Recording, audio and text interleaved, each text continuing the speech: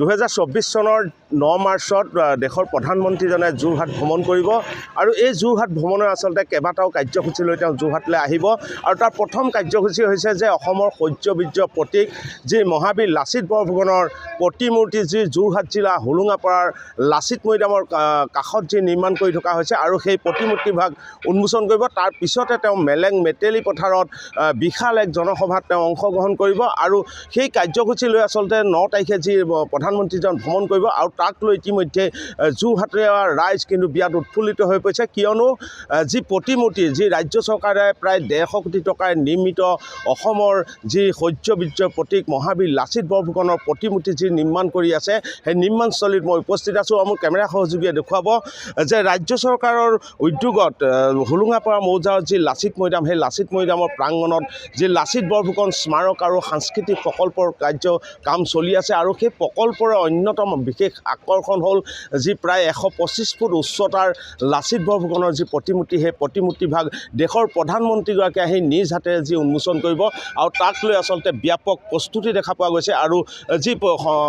সাংস্কৃতিক প্ৰকল্পস্থলী, এই প্ৰকল্পস্থলীটো যুদ্ধ গতিতে কাম কৰি থকা দেখা পোৱা গৈছে আৰু যিহেতু অসমৰ শৌৰ্য প্ৰতীক লাচিত বৰফুকনৰ এই প্ৰতিমূৰ্তিভাগৰ উন্মোচনৰ বাবে প্ৰধানমন্ত্ৰীগৰাকীয়ে অহাক লৈ কিন্তু এই মুহূৰ্তত ব্যাপক তৎপৰতা দেখা পোৱা গৈছে আৰু যিহেতু নিৰ্বাচনৰ প্ৰাকখনত দেশৰ প্ৰধানমন্ত্ৰীজন আহিব আৰু নিৰ্বাচনৰ ৰণসিঙা বজাই থৈ যাব আৰু তাৰ বাবেও বিজেপি যি কৰ্মকৰ্তা আছে বা ৰাজ্যৰ মুখ্যমন্ত্ৰীজনৰ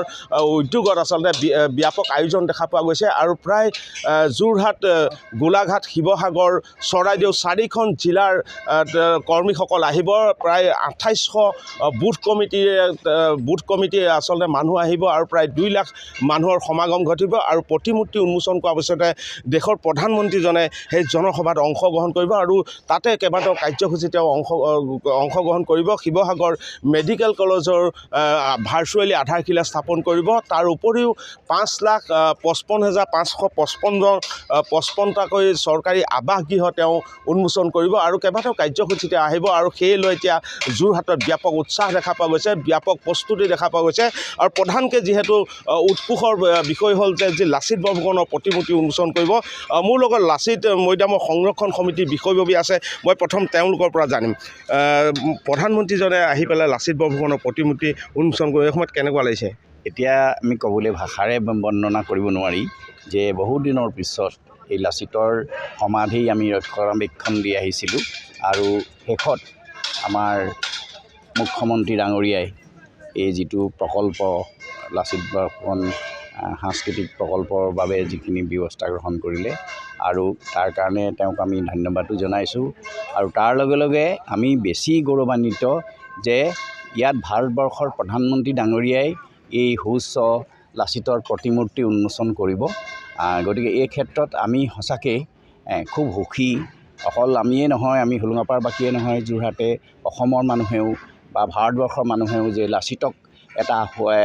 ৰাষ্ট্ৰীয় পৰ্যায়লৈ লৈ গৈছে আৰু সকলোৱে মোদী ডাঙৰীয়াই এইটো উন্মোচন কৰাৰ পিছত সকলোৰে বাবে এই বস্তুটো মুকলি থাকিব, যিহেতু ভাৰতবৰ্ষৰে হওক বিদেশৰে হওক সকলো ইয়াত পৰ্যটক আহি এই লাচিত বৰফুকনৰ তেখেতৰ যিখিনি বীৰত্ব, যিহেতু সাহস, এই প্ৰতীক যি বৰফুকনৰ মূৰ্তি ইয়াত ইতিমধ্যে হৈছে, এইটো উন্মোচন কৰিব।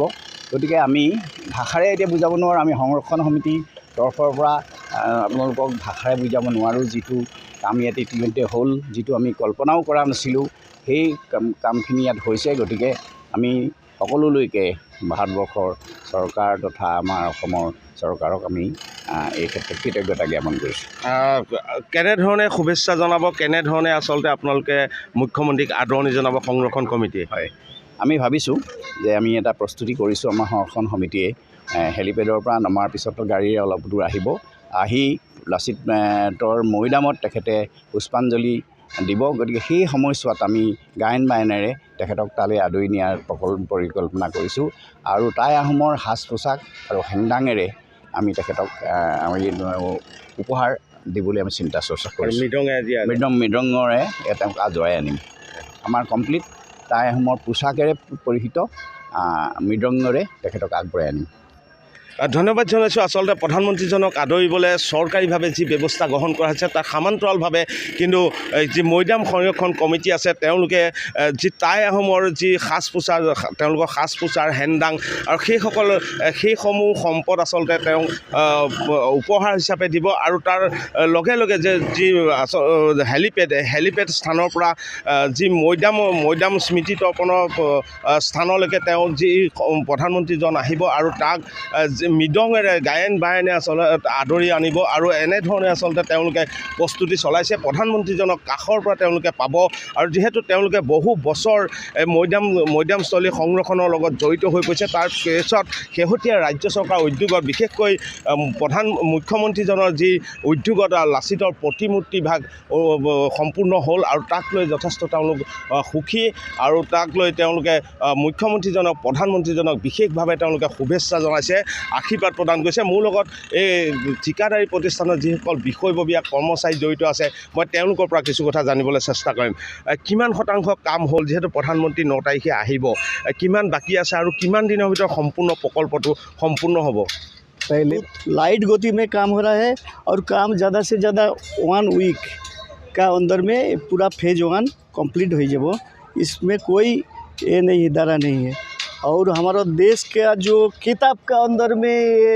वीर लोचित को पड़ा हुआ था इतना दिन, तो मोदी जी सरकार, बीजेपी सरकार और जो भी हेमंत बिश्व शर्मा भाई साहब जो हमारे लोचित को किताब से बाहर करके खड़ा कर दिया, ये सारा आसाम वासी के लिए बहुत गर्व चीज़ है।